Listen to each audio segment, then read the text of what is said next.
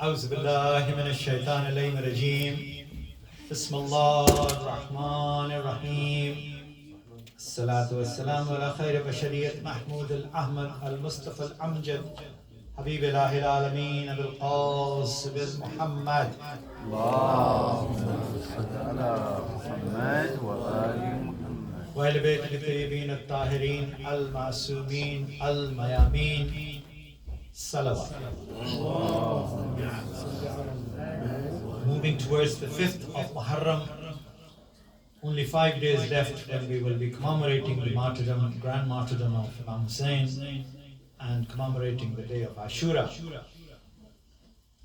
Just a quick announcement, on Sunday we have a procession in the city center.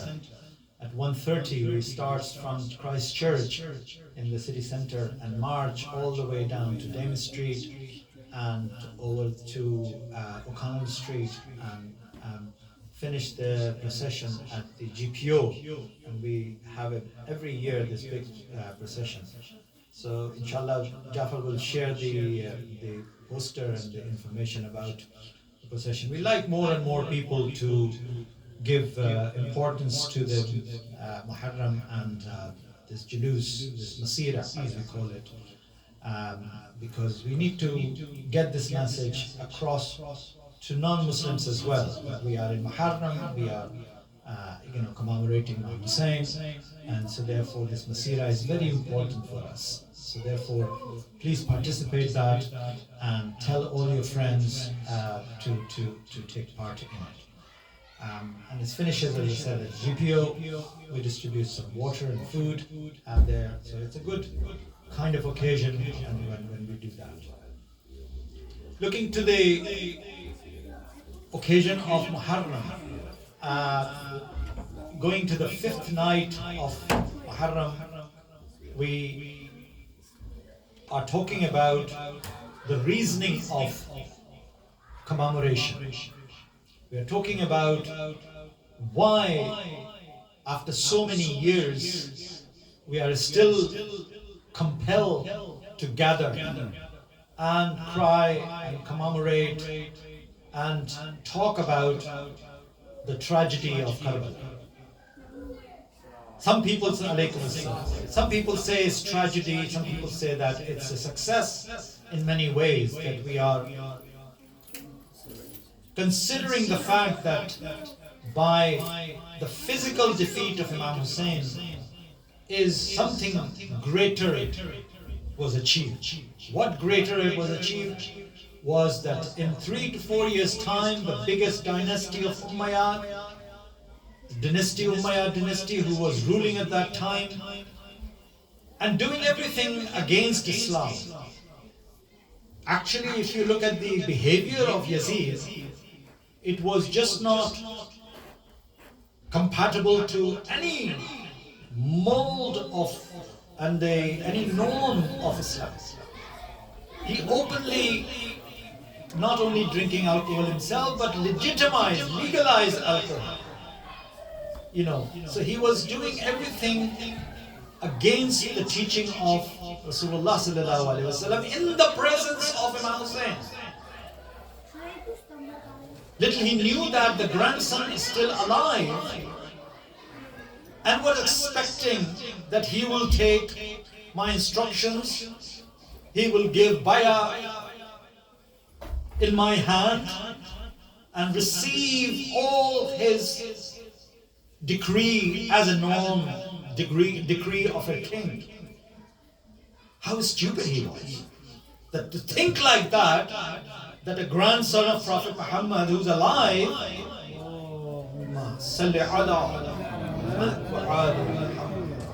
who's alive with his family, with his progeny, would go along with this kind of nonsense that he was trying to establish. So this is a very clear point that we pay attention to it, that the reason for the rise of Imam Hussein's tragedy has got a significance. And perhaps that was the way he had to leave the world. Because Rasulullah sallallahu alaihi wasallam, the grandson, knew that my grandfather foretold this story. When he was born, his neck was kissed by Rasulullah. He lifted him in his arms and he kissed his neck. He knew that his neck will be severed on the 10th day of Ashura. So looking back to the reasoning of that, because there are so many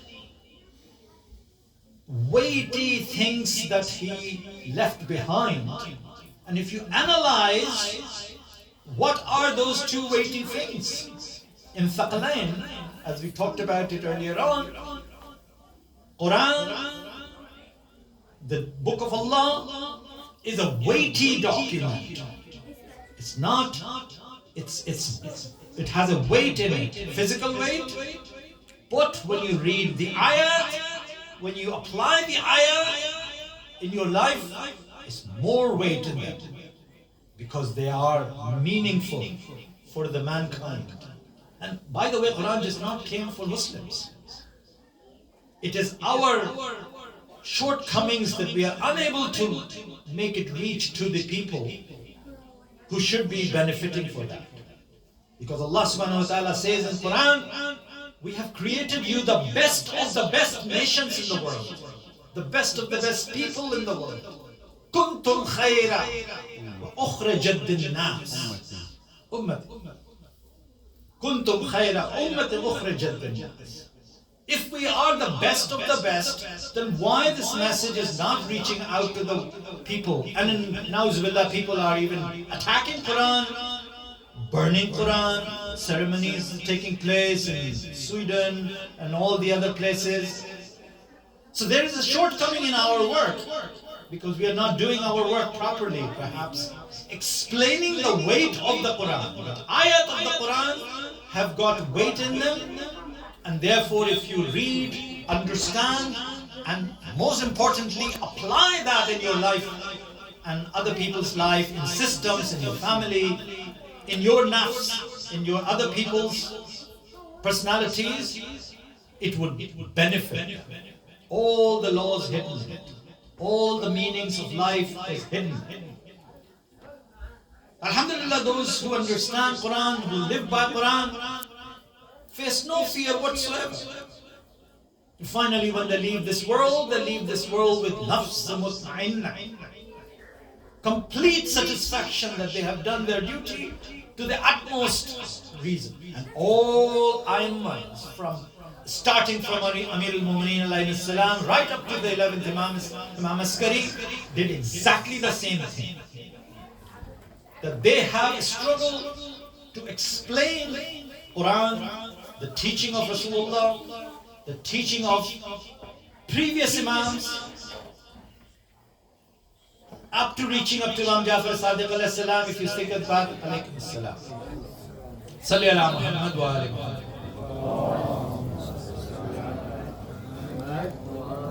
The teaching of Quran was being oral things. People were talking about it. So Imam Jafar Sadiq alayhi salam said, let's write it down. Let's put it down in writing. Let's formalize that document so the next generation would benefit from the written statement. And so therefore a lot of scholarly work had happened during the lifetime of Imam Jafar Sadiq alayhi salam.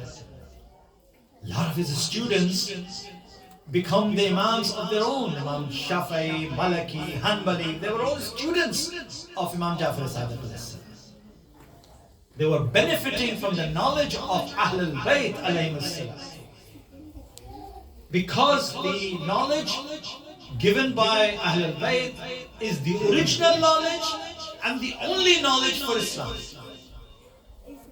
Now we have experienced 72 sect and different sect of groups and all that, and they have interpreting their own way of Islam. However, the supreme interpretation is nothing but the interpretation of Ahlul Bayt alayhi salam, because they are the carrier of the message of Rasulullah sallallahu alaihi wasallam. And because of that, they have been persecuted. Because of that, they created enmity by the rulers. All the rulers, starting from Umayyad, who were defeated within 3 years, they toppled. They were all after the lives of the successor of all Aimma. After Imam Hussain, Imam Zain al-Abidin was also being subject to the enmity, hate, jealousy, because he was popular among the Muslims, among the people.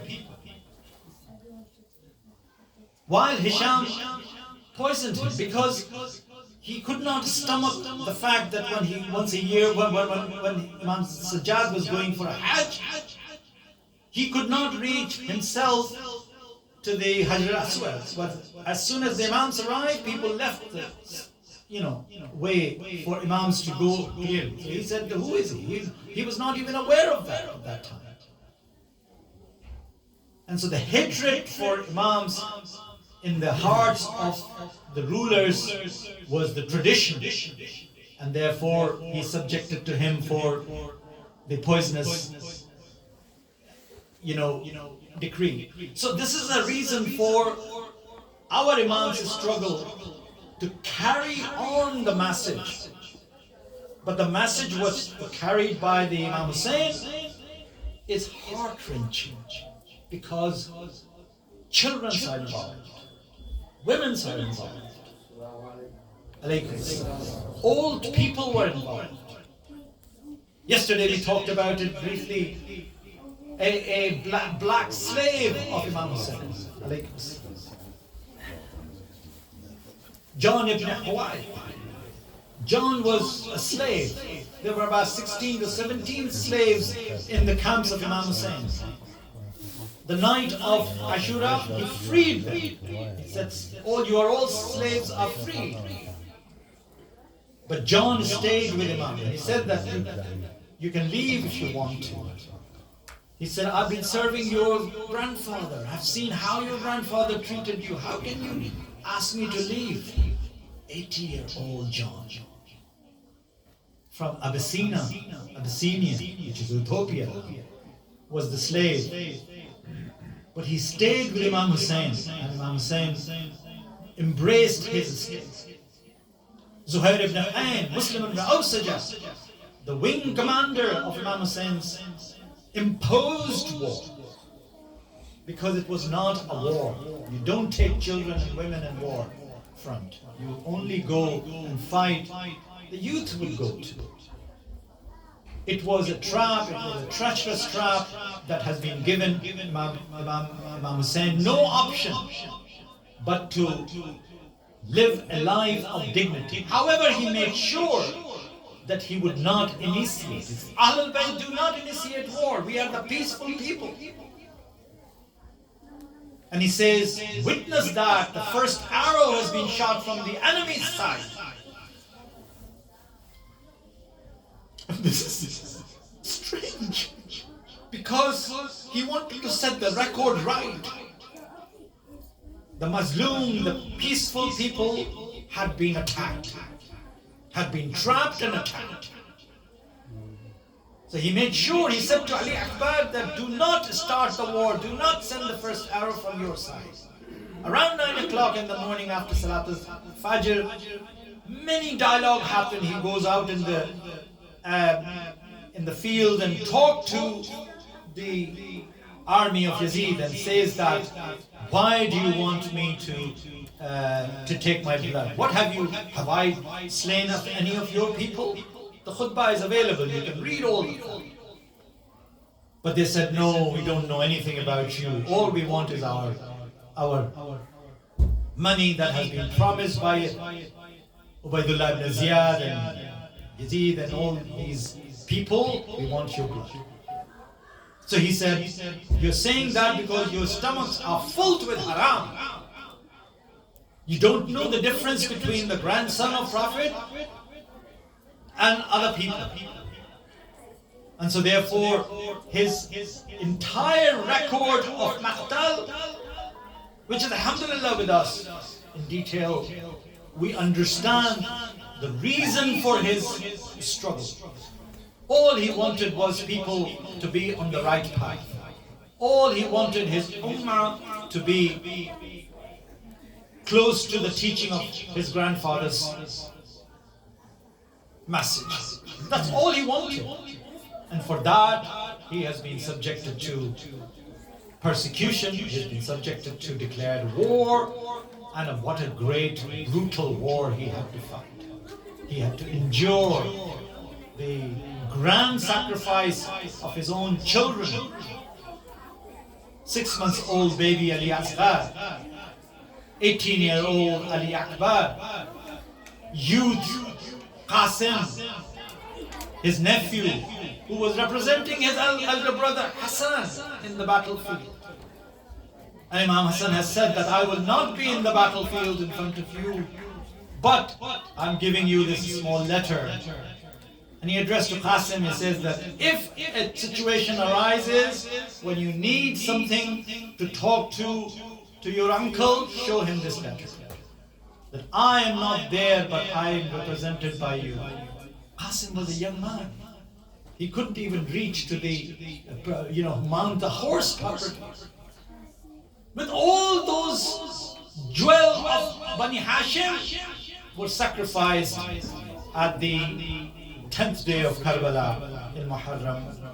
So therefore, our duty is to pay homage to them and to pay respect and to understand the reason for their sacrifice. Because anybody who takes any action, there is a reason behind that.